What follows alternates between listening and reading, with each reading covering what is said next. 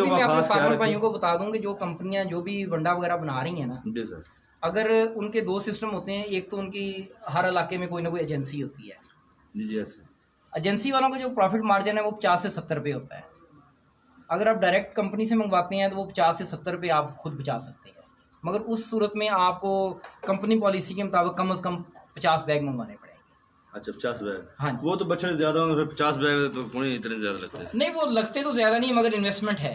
रोजाना के 50 बैग मंगवाने नहीं नहीं, जब कभी भी आप मंगवाएंगे कंपनी पॉलिसी ये होती है कि उनका जो यानी कि समझे गाड़ी का किराया वो पे करते हैं जी जी। और आपका ऑर्डर कम से कम 50 बैग का लेते हैं। अच्छा अच्छा। वो चाहे आप माँ 1 महीने में इस्तेमाल कर लें चाहे 2 महीने में इस्तेमाल कर लें, इतने अरसे में वनडे को कुछ नहीं होता। पूड़ी आपने गठड़ी की शक्ल में देखी आपकी, जी वो किस रेट पर मिली और ये महंगी तो नहीं होती है कि दूसरी तूड़ी की निस्बत? ये आप मेरे दोस्तों को बता ये दें। असल में ना ये थोड़ा सा 1-2 साल के अंदर अगर आप मुआवजा देखें ना तो 2 साल पहले तो तूड़ी की हालत काफ़ी अच्छी थी, मगर ये पिछले 2 साल से पिछले सीज़न में भी और इस सीज़न में भी अब बारिशें थे, बारिशों के अलावा भी ना ये कुछ सिस्टम इस किस्म का बना है कि इस सीज़न में तूड़ी जो है ना जी जी, वो मार्केट में बहुत कम आई है। कम है ये जो तो है। हमारे बड़े व्यापारी भाई थे उन्होंने वहीं खरीद के वहीं स्टॉक जमीन कर के अंदर दिया। स्टॉक कर दिया ऐसा ही है। ताकि आने वाले वक्त में अच्छा रेट ले सके। तो तूड़ी का रेट तो इस वक्त यानी कि समझ लें कि हमने जो तूड़ी खरीदी थी वो 490 रुपये मन के हिसाब से खरीदी थी। शुरू से हाँ जी, सीज़न के अंदर जो है ना। सीजन के अंदर 490, ये तो महंगी है बहुत ज़्यादा। हाँ जी, ये मैं आपको जो ये बिलिंग वाली है। अच्छा अच्छा अगर आप बिलिंग के अलावा अगर आप हमारे पास इतनी ज़्यादा जगह नहीं है, अच्छा अच्छा, हाँ मैं समझता हूँ। अगर आपके पास वाफर जगह है या फिर आप खुली जगह पे स्टॉक कर सकते हैं तो फिर तो आप लूज़ तूड़ी भी मंगवा सकते हैं।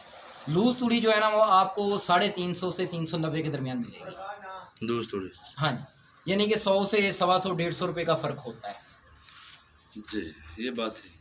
तो मैं एक और सवाल करना चाहूँगा, जी जब नया फार्मर काम शुरू करता है तो उसको सबसे पहले क्या क्या चीज़ें स्टॉक कर लेनी चाहिए ताकि उसे बाद में 1 साल के लिए, जैसा कि आपने काम शुरू किया पहले से 1 साल के लिए या 6 माह के लिए, जैसे तूड़ी होगी, वंडा हो गया, वंडा तो एक्सपायर हो जाता है बाज़ दफ़ा, जी जी। इन चीज़ों का भी खास रखना चाहिए। नहीं, वो तो साथ साथ ही आता रहे। वो साथ साथ असल आता रहे। में जो और भी जो चीज़ें हैं या जिन चीज़ों की ज़रूरत होती है फार्म पर, जैसा कि आप तो बिल्कुल नज़दीक है मेन रोड के ऊपर, 4 किलोमीटर दूरी, इससे भी कम है, तो आपके लिए कोई मुश्किलात नहीं है।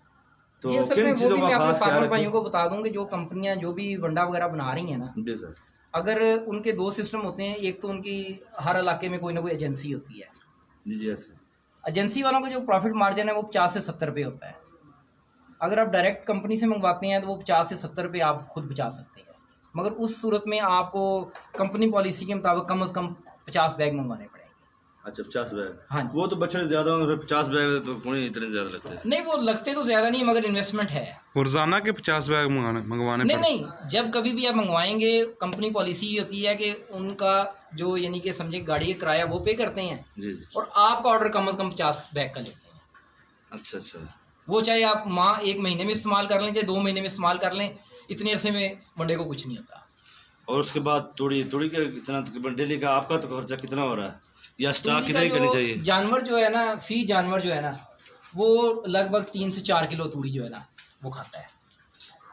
तूड़ी। हाँ जी, इस वक्त यानी कि 15 से 17 रुपये के दरमियान पड़ती है आपको, तो उसी हिसाब से यानी हम इसकी ना कॉस्ट भी निकालते हैं कि ये क्या खा रहा है।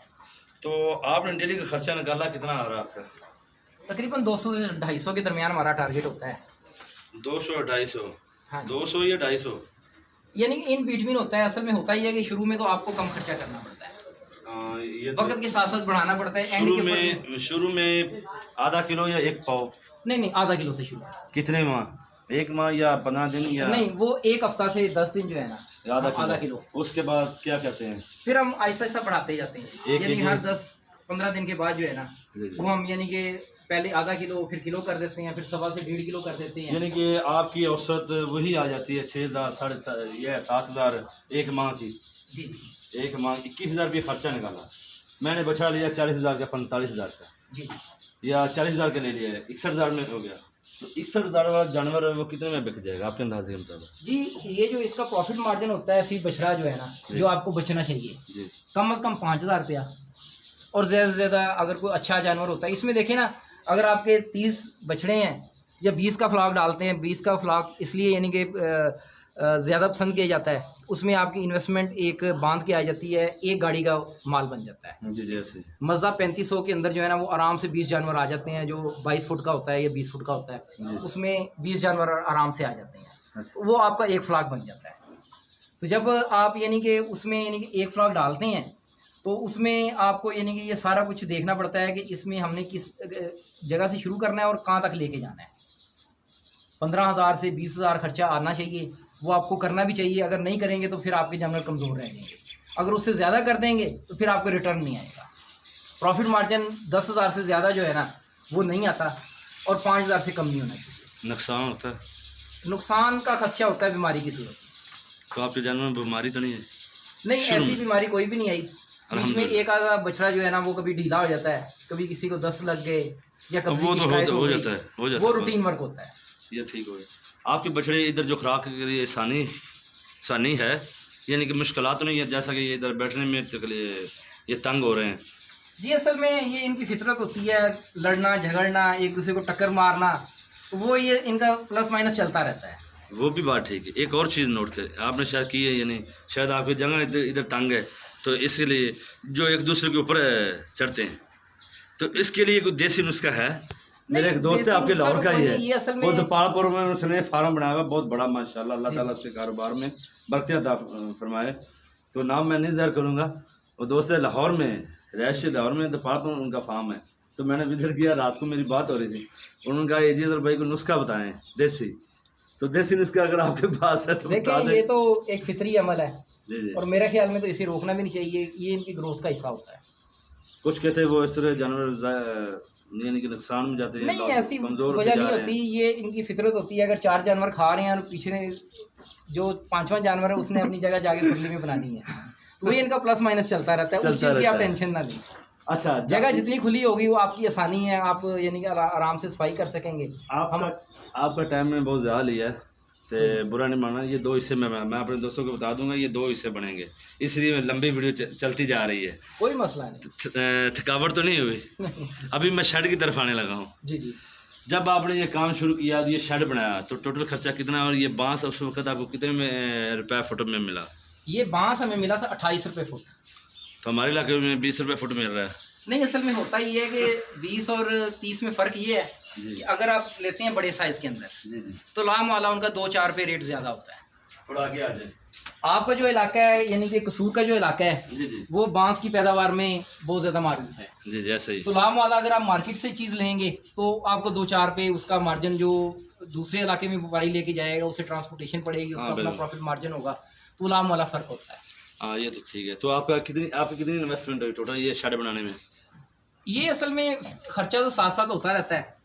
हाँ, जैसे हाँ जी, जैसे काम तो बढ़ता जब हमने पहला फ्लॉक डाला था उस वक्त ये छत नहीं थी, मौसम। ये भी अहम पॉइंट है। ये भी अहम पॉइंट है। मैं अपने दोस्तों को बताना चाहूंगा, ये है काम करने का तरीका, ये है फन, ये है फार्मूला। पहले काम शुरू किया, माशाल्लाह छाती नहीं थी, देखो माशाल्लाह। असल में मौसम का भी काफ़ी ज़्यादा असर होता है। हाँ, ये तो है। अगर मौसम मुतदिल होगा तो उसमें आपको यानी कि बहुत ज़्यादा इनिशियल नहीं है।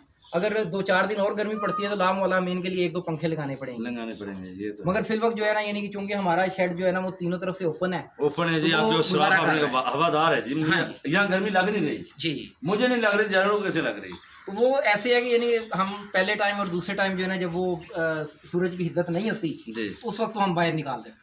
अच्छा, माशाल्लाह जी। तो बाहर हमारे पास यानी कि वाफर जगह है तो वो हमें प्रॉब्लम नहीं बनती। इस वक्त चूँकि धूप की तपिश होती है तो इनका यानी कि लाम वाला, यानी कि कोई भी जानवर है, ये इंसान है, उसके लिए यानी कि ये फितरी तौर पे अच्छी चीज़ नहीं है तेज़ धूप।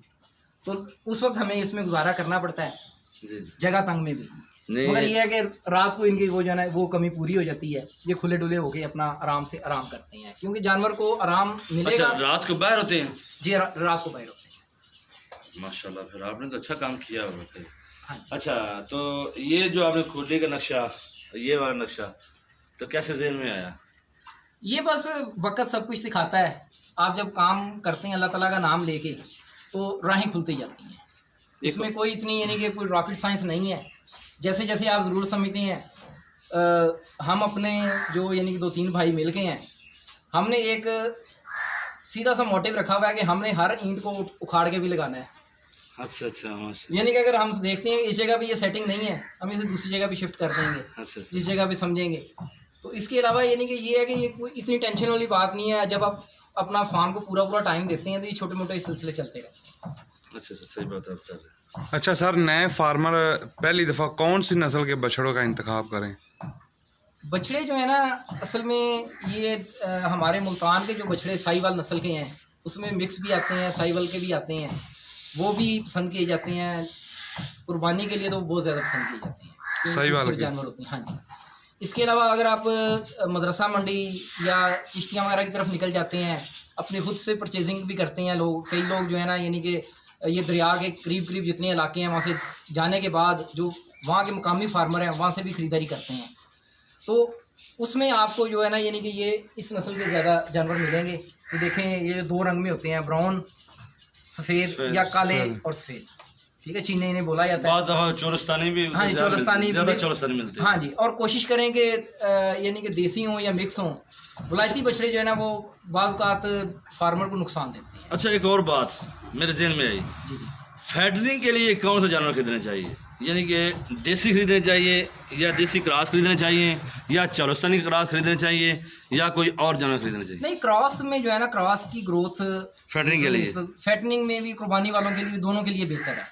सिर्फ इसमें फ़र्क ये होता है कि आप फैटनिंग के लिए जानवर वो लेते हैं जिसमें आपको उम्र का लिहाज ना रखना पड़े। जी जी। जो आप कुर्बानी के लिए ख़रीदेंगे उसके लिए लाम वाला आपको उम्र का ख्याल रखना पड़ेगा कि कुर्बानी के वक्त उसकी उम्र 2 साल से ज़्यादा ही हो। हाँ, ये तो बात ठीक है आपने की। बेसिक फ़र्क वो है। अच्छा। यानी कि फैटनिंग और ये हमारी नज़र में एक ही है, क्योंकि हमने फ्लॉक डाला हुआ है। इसे डालते वो यानी कि इस लिहाज से हैं कि हमारा ईद के ऊपर ये फ्लॉक निकल जाए। नहीं, मैं हमारे इलाके में, शायद आपके इलाके में इस तरह के जानवर चल जाए, हमारे इलाके में प्योर साहिवाल चलते हैं। जी बिल्कुल। वो तो आपने मिक्स क्यों लेकर आया? क्योंकि ये देखिए किसी जो कुछ साहिवाल नस्ल के कुछ क्रॉस में हैं, हाँ जी, तो ये आपके इधर बिक जाएंगे। जी बिकते हैं, बिल्कुल कोई ऐसा मसला नहीं है। तो आपके ज़हन में क्या ऐसा माइंड आया आपका, ऐसा क्या कौन सा आपने सोच रखी कि ये मेरा जानवर मैं लेकर आऊँगा, मेरे सेल हो जाएंगे, या फिर वैसे फैक्ट्रिंग वाले को दे देंगे अगर खुदा न खासा ये सेल नहीं भी होते? असल में दोनों ही सिलसिले चलते हैं इधर। इसमें से हाँ जी, कुछ जानवर ऐसे होंगे कि जो कुर्बानी पे बाज़ औक़ात होता है कि बछड़ा सेहत के लिहाज से बहुत अच्छा होता है, मगर उसकी उम्र पूरी नहीं होती। जब उसकी उम्र पूरी नहीं होती तो लाम वाला आप उसके लिए कुर्बानी के लिए नहीं इस्तेमाल कर सकते। अगर ये नहीं कि वो है ही खीरा, अगर आप समझते हैं कि वो धुंधा नहीं होगा या उसके दांत नहीं गिरेंगे, तो आप उसकी यानी कि ज़ाहिर बात है फिर स्लॉटरिंग ही करवाएंगे। ठीक है सर, बहुत मेहरबानी, आपने हमें कीमती टाइम दिया। ये तो 40 मिनट के ऊपर पहुंच गई वीडियो। कोई नहीं। तो अगर आपको हमारी वीडियो अच्छी लगे तो लाइक करें, कमेंट्स करें, शेयर करें। तो दुआ में याद रखें ये पार्ट 2 होगा। ये जो आखिरी हिस्सा मैं बोल रहा हूँ ये पार्ट 2 में जाएगा। ये वीडियो बहुत लंबी होगी थी, थकावट हमें भी होगी है, तबीयत ख़राब होने की वजह से। दुआ में याद रखें। तो इजाज़त दीजिए अपने भाई अजीत खान को। अस्सलाम वालेकुम रहमतुल्लाहि व बरकातहू।